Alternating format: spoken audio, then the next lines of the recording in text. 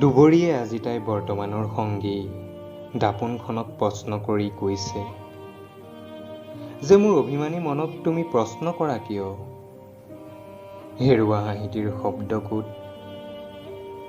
মই কেনেকৈ কওঁ তোমাক মই এতিয়া বেদনাত, দুখবোৰে ডাৱৰ তুলি বৰষিছে য'ত।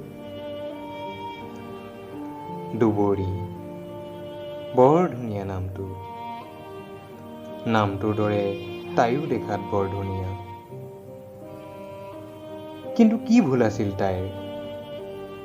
জীৱনৰ ৰঙীন সপোনবোৰ দেখাৰ সময়ছোৱাতেই তাই সাজযোৰ বগা হৈ পৰিল।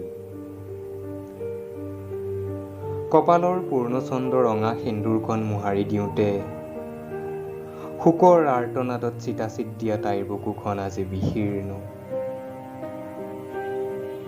বছৰ বাগৰিল, তাই পিন্ধা সাজযোৰ বগাই হৈ থাকিল। কিন্তু এনেকৈ থাকিবনে দুবৰী সদায়? তাইৰোতো সপোনৰ এখন পৃথিৱী আছে, য'ত তাই মধুৰতম ইচ্ছাবোৰে আলিংগন কৰিব বিচাৰে। সময়ে দিয়া উৎক্লেশ তিতাবোৰত নিজকে হেঁচুকি স্বাভিমানৰ সীমাৰেখাত কিমান দিন বান্ধ খাই থাকিব? তাইৰোতো অভিমানবোৰে তাইক খুন্দিয়াই প্ৰশ্ন কৰে, জীৱনৰ দলিচাত বেজাৰৰ চকু পানী মোচা কোনো এজন নাইনে তোমাৰ? সূৰুজৰ প্ৰথম প্ৰভাতিয়ে তোমাৰ উকা কপালখনত কেতিয়াও তোমাৰ বাবে ৰামধেনুৰ বৰণ নানিবনে?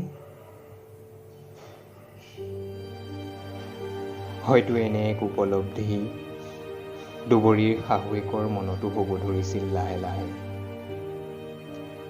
আৰু হয়তো সেই কাৰণেই দুবৰীৰ শাহুৱেকে তাই গিৰিয়েকক কোৱা শুনা গ'ল, দুবৰীটো আমাৰ পৰা বেছি দূৰলৈ নাযায়, দিনটোৰ বাদহে।